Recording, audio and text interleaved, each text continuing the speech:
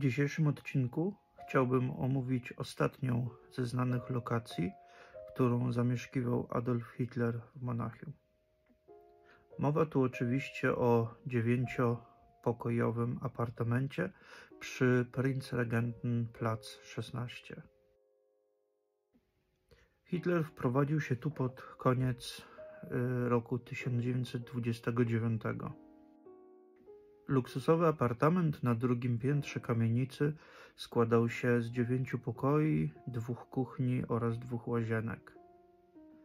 Za późniejszą adaptację oraz urządzenie apartamentu odpowiedzialna była Gerdy Trost. Była to żona Paula Ludwika Trosta, członka NSDAP, a także architektonicznego doradcy Hitlera. Gerdy Trost, która również z zawodu była architektem, kontynuowała po śmierci męża pracę nad wieloma budynkami. Wsławiła się m.in. Przy kontynuacji projektu swego męża, przy wystroju Haus der Kunst, a także przy szeregu zmian, których naziści dokonali w tkance miejskiej Monachium.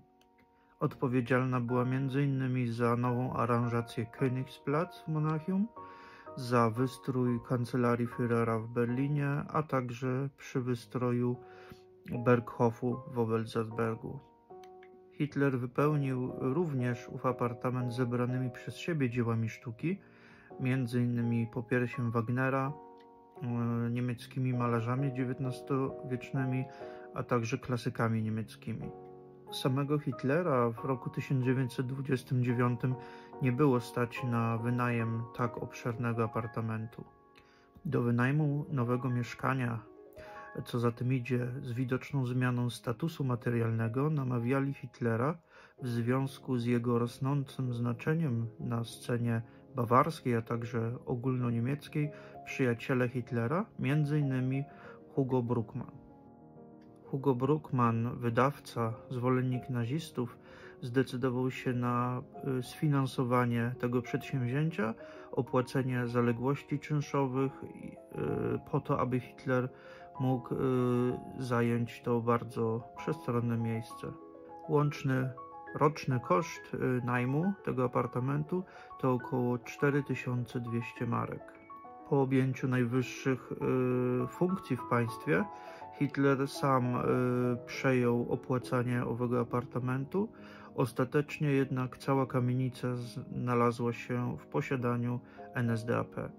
W 1929 roku, oprócz samego Hitlera, do mieszkania tego wprowadziła się również jego przyrodnia siostra Angela Raubal wraz z 3 swoich dzieci. Dla jednego z nich decyzja o zmianie miejsca zamieszkania będzie miała tragiczny skutek. Mowa tu oczywiście o Geli Raubal, której to Hitler był prawnym opiekunem. Siostrzenica Hitlera, będąc studentką medycyny, marzyła jednocześnie o karierze piosenkarki. Marzenia te wspierał oczywiście Hitler, korzystając ze swoich coraz to większych wpływów.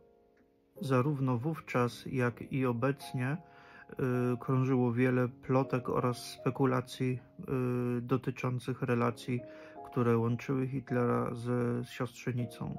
Gdy szofer Hitlera, Emil Morris, poinformował swojego przełożonego o chęci poślubienia oraz zaręczyn z nieletnią jeszcze Geli Raubal, Hitler zareagował ze wściekłością. Zażądał on od swojego podwładnego zerwania wszelkich kontaktów z siostrzenicą. Jeżeli zaś takie miałyby mieć miejsce, koniecznym było, aby przy tym była zawsze osoba trzecia. Ostatecznie, nie wywiązując się z umowy, Hitler zwolnił szofera bez podania przyczyny. 18 września 1931 Geli Raubal w wieku 23 lat zastrzeliła się w apartamencie Hitlera. Na miejscu śmierci nie znaleziono żadnego listu pożegnalnego, zaś policjanci badający miejsce stwierdzili śmierć samobójczą.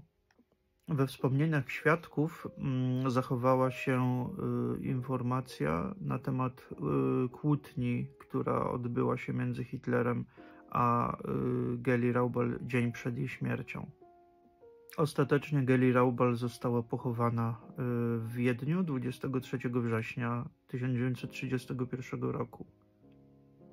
Hitler odwiedził miejsce pochówku siostrzenicy 3 dni po jej pogrzebie, jako że korzystać musiał ze specjalnej zgody rządu austriackiego.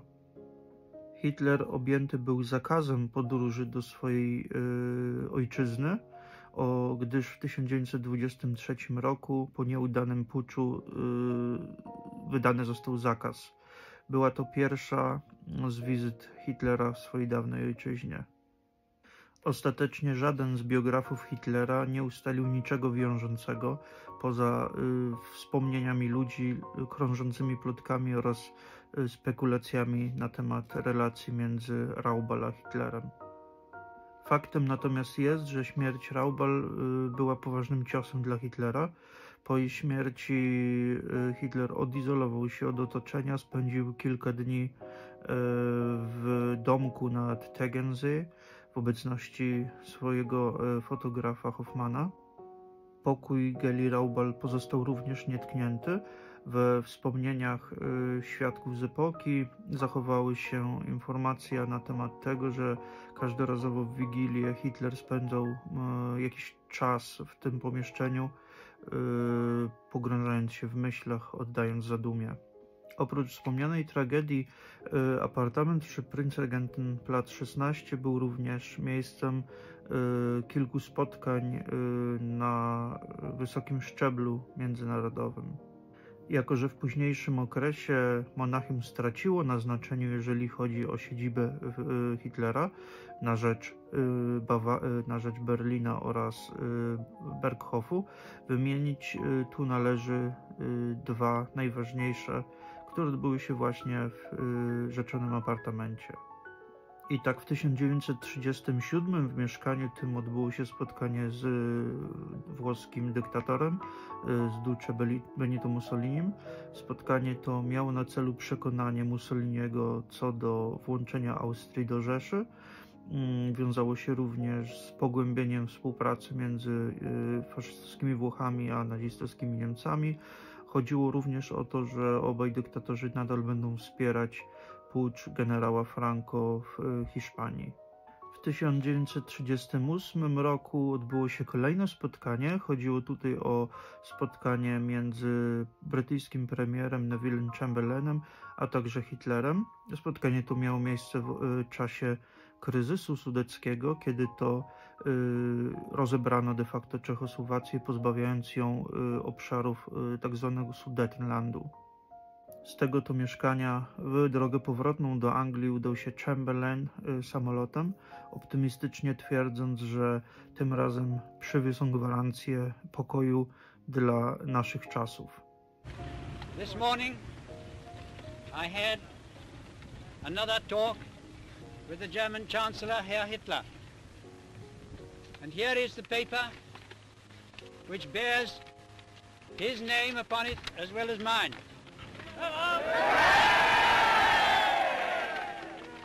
Wbrew porozumieniu pomiędzy Francją, Anglią a Niemcami apetytu Hitlera nie dało się zastopować, nie udało się również uchronić Europy od wojny. W czasie trwania II wojny światowej mieszkanie to nie uległo zniszczeniu. Zniszczeniu uległa jedynie część kamienicy, w której mieszkanie się to znajdowało w wyniku bombardowań alianckich.